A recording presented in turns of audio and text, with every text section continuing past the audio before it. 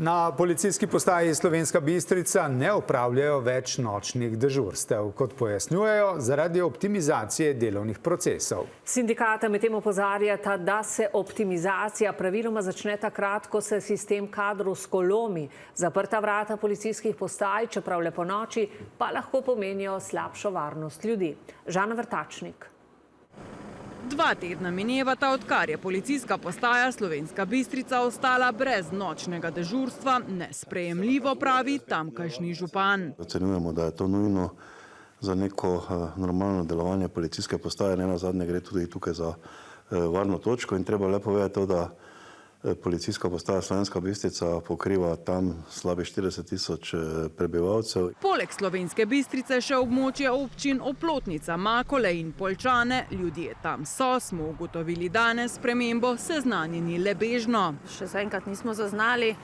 Je pa vsekakor to zaskrbljujoče, ja, res je za varnost občanov, ne? Mislim pa, da bi trebalo nočne patrulje, tudi kaj se vandalizm dogaja po Bistrici. Jaz se spomnim, ko smo bili 40-50 let nazaj, so po policaju bolj patrulirali po ulicah, po nočeh, se spomnim, zdaj pa tega vse manj bilo.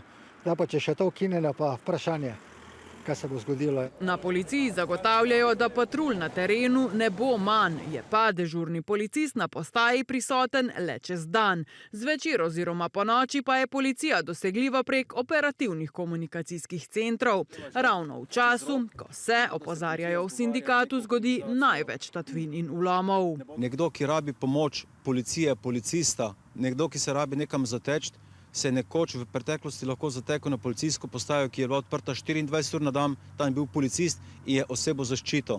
Danes je nekdo pač prisiljen, da pride do točke, kjer pričakuje pomoč in naleti na zaprta vrata. Oba sindikata opozarjata, da je to le še eden v nizu umikov, po pričakovanjih tudi tokrat s podeželja. Fizično dostopna, osvetljena in odprta policijska postaja ni zgolj pisarna, kot si nekateri predstavljajo, ampak zadnja varna, če temu lahko tako rečem, infrastruktura države v samem prostoru. Po praksi v Sloveniji, ki jo imamo, je najprej ukinjanje dežurne službe, čez nekaj let bo pa sledilo ukinjanje nočnih policijskih patrulj, tiste ene in edine, ker pač ni kadra.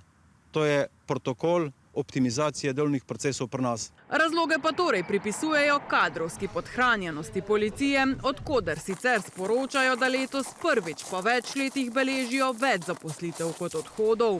V praksi pa župan Slovenske Bistrice pravi, da bodo morebitnim storilcem kaznivih dejanj, zlasti vandalizma, na prste poskušali stopiti z več varnostnimi kamerami in prisotnostjo redarskih služb.